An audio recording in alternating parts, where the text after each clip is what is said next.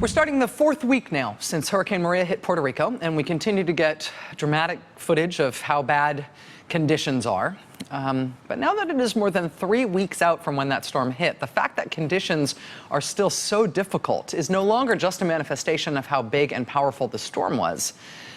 It's how insufficient the response has been.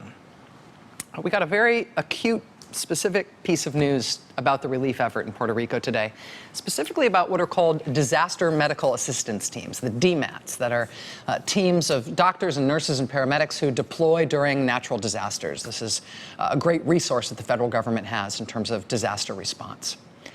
Well, today we learned that the senior medical officer on one of the federal DMAT teams in Puerto Rico, a doctor who has been on humanitarian missions in 10 countries, a doctor who has done DMAT work in Haiti after the earthquake there, in Japan after Fukushima, she has just quit her disaster response team in Puerto Rico because she says what's happening in Puerto Rico is a response that's being run in a way she has never seen in her 20 years of federal disaster response experience. Today, that doctor sent us these images, which she says show a spa day that was organized by federal medical staff, Health and Human Services medical staff, a spa day they organized for themselves in the middle of the disaster. This doctor tells us that they used the triage tents that are supposed to be for medical care for Puerto Ricans, but instead they brought in local Puerto Rican residents to give the medical workers cut-rate manicures and pedicures, while these medical professionals were being paid for their work as part of the disaster relief. But instead, they were getting spa treatments. The senior medical officer wrote to her reporting officers at the Department of Health and Human Services and told them, quote, "I find this gross misuse of taxpayer funds and abuse of our privileged positions personally abhorrent." She pointed to the, quote, "optics of NDMS medical personnel responsible for seeing injured and ill Puerto Ricans who have no homes, food, or supplies, instead having a spa day on taxpayer money."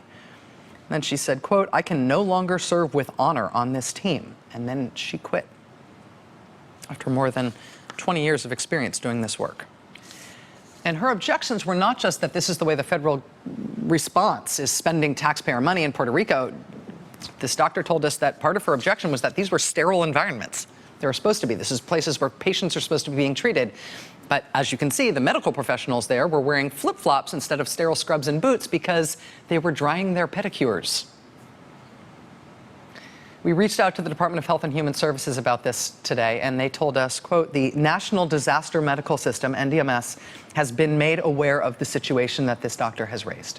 NDMS has initiated an internal inquiry regarding the matter and will take appropriate action as necessary." Last night, we reported on this maddening situation in which you have people starting to die, Americans starting to die in Puerto Rico because of treatable bacterial infections. Infections they are getting because they still, 3 weeks on, have no access to drinking water. And so they've now been drinking for weeks out of creeks and streams. People are starting to die from waterborne bacterial infections, treatable infections, while apparently spa day, but also while the USNS Comfort hospital ship is docked in Puerto Rico. The Comfort has hundreds of beds. It has 800 highly trained medical personnel, has state-of-the-art hospital facilities. And as of Monday this week, the USNS Comfort was treating 7 patients. On Tuesday, it went up to 8. They have hundreds of beds, 800 medical staff. They are treating 8 people as of Tuesday, while people were dying of treatable bacterial infections at the hospitals on the island where the Comfort is docked. Bacterial infections that people shouldn't be getting in the first place. One of the things the Comfort can do is manufacture drinking water. But even people who get these infections should not be dying from them because they are treatable, if they can be treated. But Americans are dying while this floating miracle of a hospital ship is right there, docked in Puerto Rico.